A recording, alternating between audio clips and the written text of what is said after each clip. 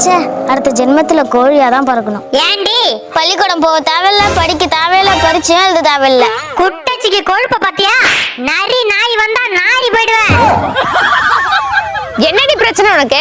எங்க டீச்சர் மாத்தி மாத்தி சொல்லி தராங்க. எனக்கு ஸ்கூல் போகவே பிடிக்கல. என்ன மாத்தி சொன்னாங்க? நேத்து 3 3 6ன்னு சொன்னாங்க.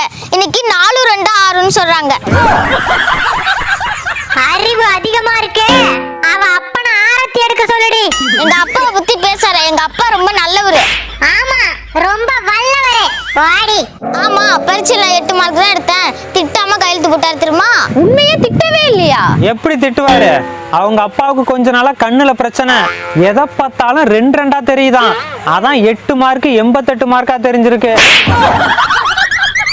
அவளை போட்டு போதடிங்கற.